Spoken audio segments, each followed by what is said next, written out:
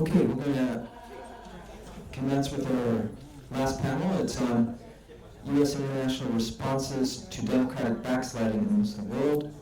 And again, I think like every panel, this can be a conference within itself.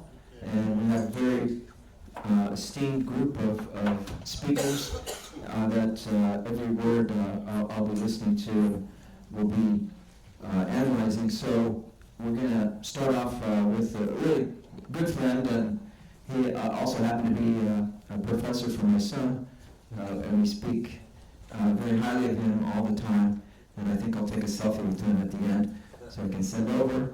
Nader Hashemi, who's Associate Professor and Director of Alwaleed Center for Muslim Christian Understanding at Georgetown University.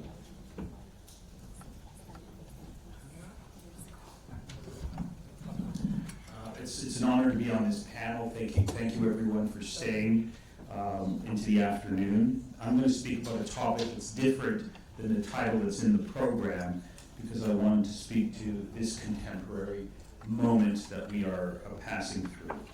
So I woke up this morning and I read the headlines. The first one was that at least 62 Palestinians were killed in the past 24 hours in Gaza, hundreds more injured. The other headline that caught my attention was that 82% of Israelis support the mass expulsion of the people of Gaza from the Gaza Strip. Yesterday, I tried 3 times to watch Feroz Sidwa's statement before the UN Security Council on the situation in Gaza. He's the famous trauma surgeon from California who's volunteered as a doctor in Gaza. I challenge anyone to try and watch his remarks that I'm referring to without breaking down in tears or vomiting in disgust.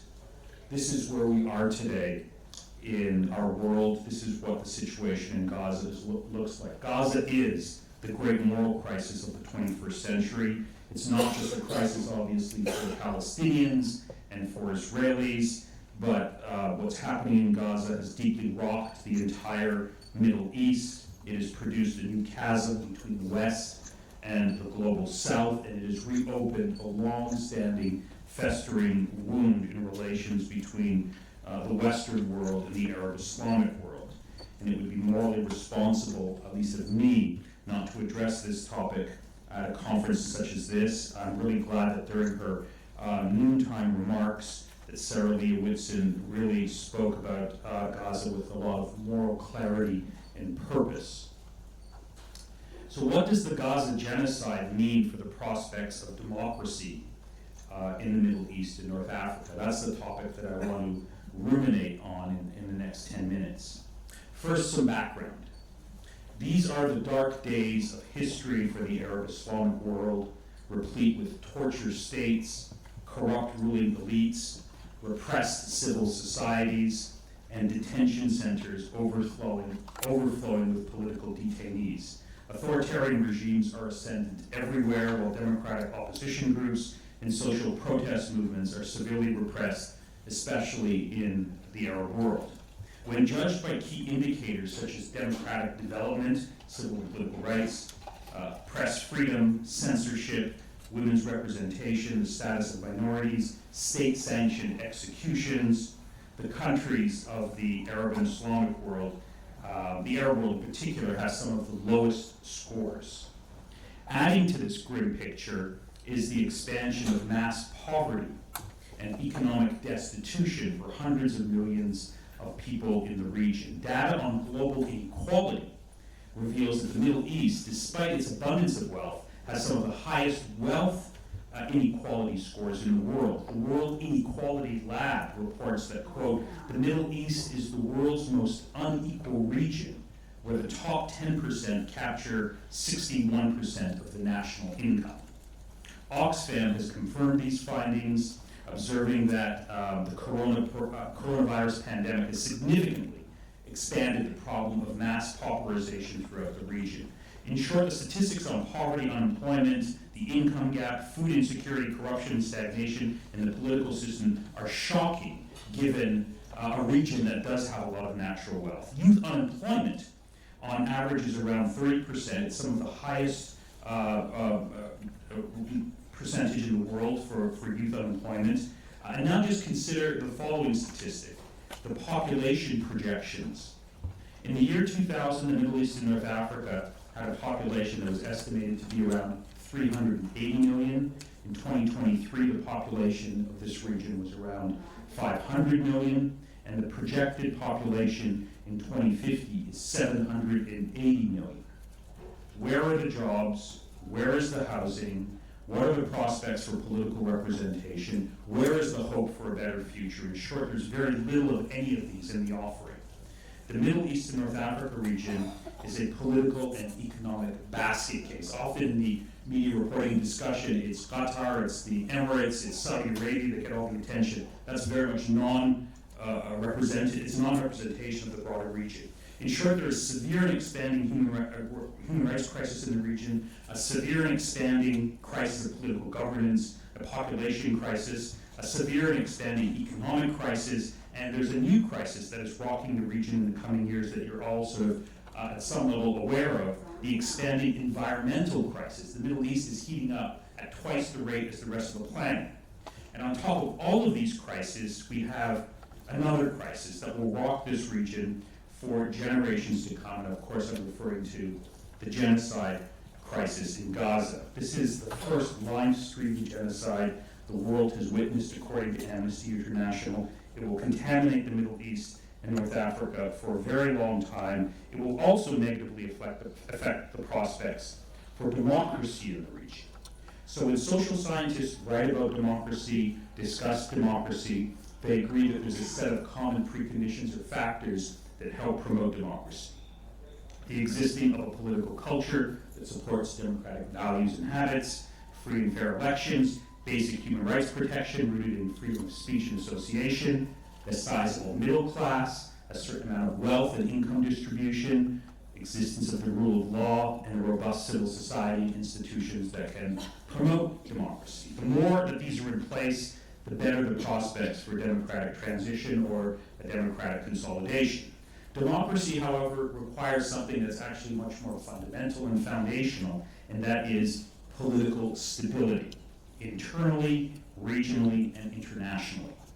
Obviously, genocide and mass violence produce the exact opposite. It produces deep instability, deep uncertainty, and chaos that undermine the prospects for democracy.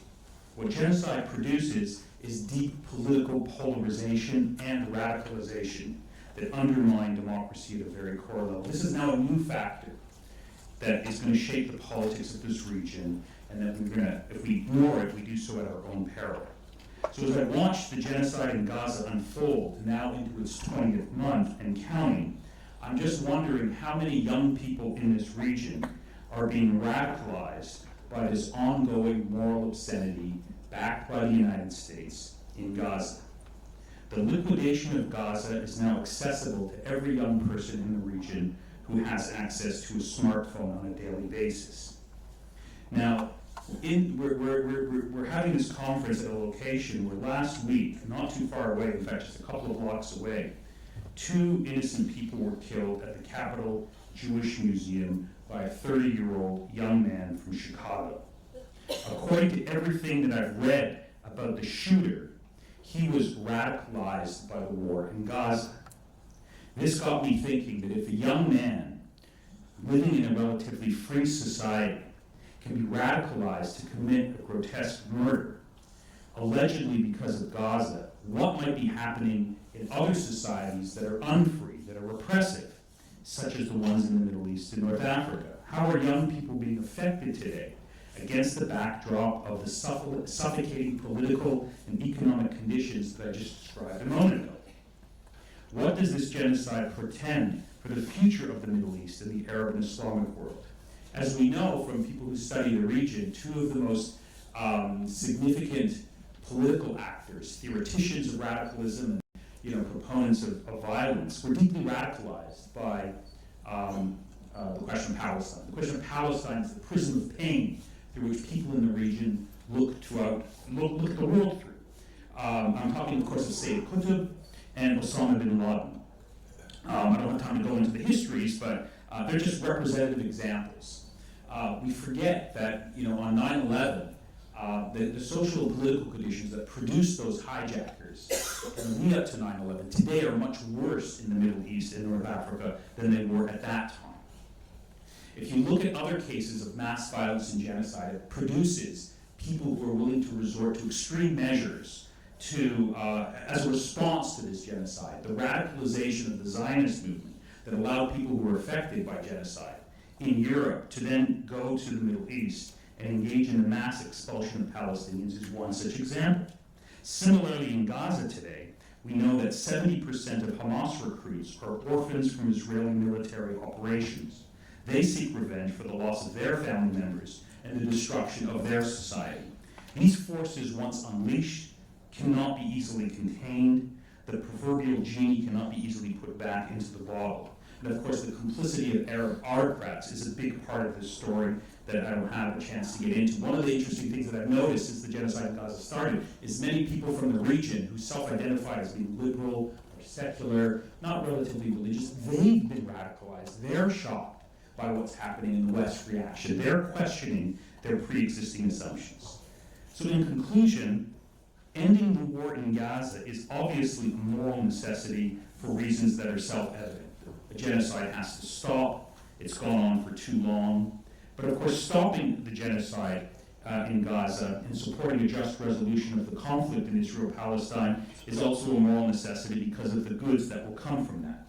It will obviously enhance, I think, greater peace and stability. It will also, I think, create better conditions for the prospects of democracy in the region. So we're very much at this conference at the Center for Study of Islam and Democracy interested in the question of democracy and authoritarianism. One way of promoting better social conditions is to stop those types of the mass violence that we're seeing today. A solution for Israel-Palestine based on a formula where everyone from the river to the sea can live free in equality regardless of religion or ethnicity would contribute significantly to the prospects of Middle East democratization. However, it might be too late. I fear that the violent forces that have been unleashed or are being unleashed in Gaza today will rock our world in the same way that 9/11 did. Sadly, an end to the genocide in Gaza, and this is the worst part, seems nowhere in sight. In many ways, the worst of what's happening in Gaza could lie before us, thus exacerbating the type of political and religious radicalization that I'm referring to. And of course, the West being deeply complicit in this whole project makes the question of democracy, I think, a bigger challenge in the region because people associate democracy with the West. And if the West is deeply complicit in the mass extermination of the people of Gaza, that makes the question of democracy much more difficult to promote, I would argue. So in the end, we lack the power, at least those of us here in this room, we lack the power to stop this grotesque genocide. All we can do is to call it out, to try and document it, and to chronicle it as extensively and as honestly as possible, including talking about how this genocide severely undermines the prospects for democracy in the Middle East. Thank you.